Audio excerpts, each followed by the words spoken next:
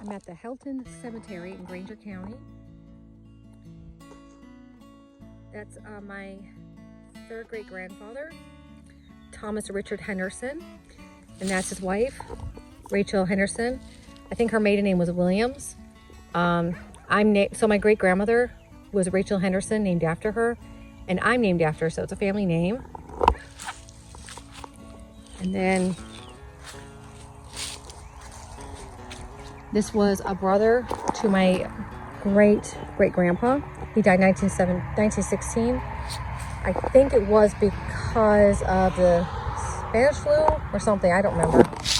Maybe Appalachia. And that's my great-great-grandpa, William Henderson. And he died of, I'm not going to pronounce it right, Appalachia. He had this disease for about 3 years.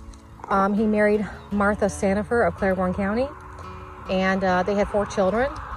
One of them was my great-grandmother, Rachel Henderson, or Rachel Savannah Henderson, born April 1st, 1913. And when he died, my great-great-grandmother, Martha, was a widow. And there was no work here. And I'll show you, this is what, what it was back then.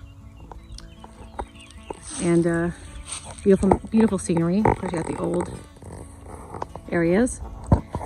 And so there was no work here. So what happened was she had several choices. She could have gone to Bell County, Kentucky, where Martha's father was preaching, and her brother Isaac Sanifer was a coal miner, or she could have gone to Knoxville. And so she took 4 kids and went to Knoxville, Tennessee. And so by 1919, she came down with double pneumonia. And of course, that was the Spanish flu.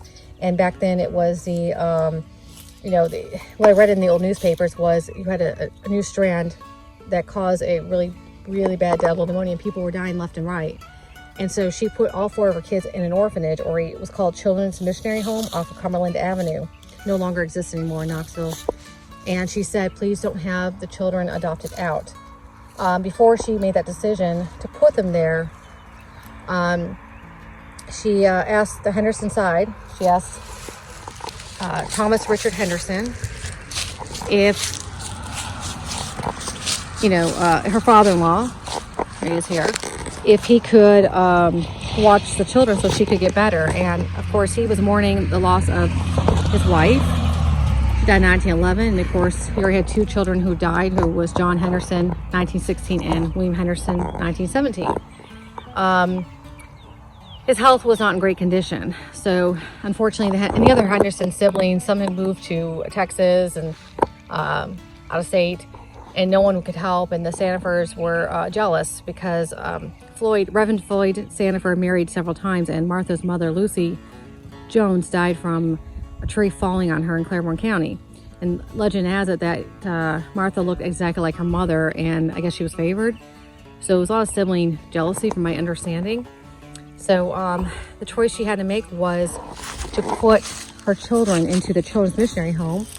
And when I said to you that she made that request, don't have them adopt out. They need a roof over their head, food to eat, and get education.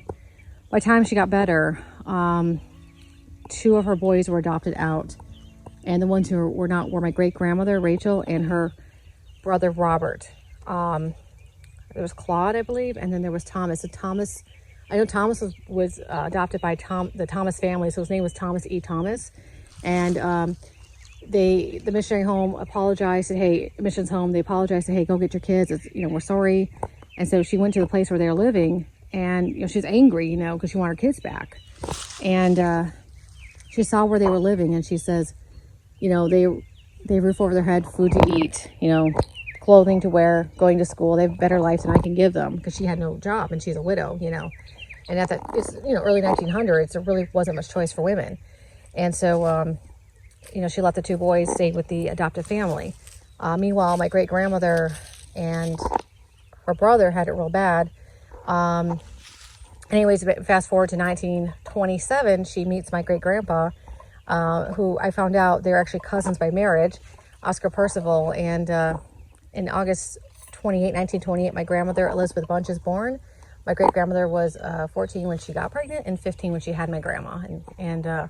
So great-grandma had moved to Bell County. Anyways, this is the last line of the Hendersons born in Granger County, of the line that goes directly to Thomas Henderson, that was born in, I believe, 1742. And he came over to Granger County in 1783 or 82. I have to look at the dates. And Thomas Henderson was one of the founding fathers of the state of Tennessee in 1796.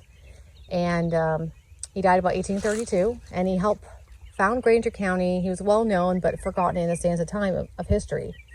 And he did a lot of great stuff. He knew Andrew Jackson. Apparently, Andrew Jackson got at it with a lot of people. And I have a letter, a sarcastic letter my 6th great grandfather wrote to Andrew Jackson. Where's Thomas Henderson buried? The OG man. When TVA came here, that's where he's buried. And because the records of who the oldest tombstones are no longer existing. There is a Henderson cemetery around further down the road, and that's all in trees, and it's been forgotten about. I've been there a few years back, and that was Thomas Henderson's son, William Henderson, whom I stem from. And he's named because it went Thomas, William, Stephen, Thomas, William, and Thomas, get the name trickle down. And William Henderson's first wife, well, those children are buried on there. And of course, when my 4th great grandfather, Stephen Henderson, and his brother, E.J. Henderson, and I think they had a daughter named Muhala, when William had died unexpectedly, he did not update his will, and the eldest child of William did not want my branch of the family live on the Henderson land, which Thomas Henderson Sr. Went to court, fought through that, because he's also not, in addition to a politician, he was justice of peace and a lawyer, I believe. And he fought to keep her on there. He said, this ain't right. And he raised my 4th great grandfather and his brother, EJ. The woman stayed, Muhala, stayed with my 5th great grandfather's 3rd wife, the widowed wife. But they lived on the land, and Stephen lived on the land.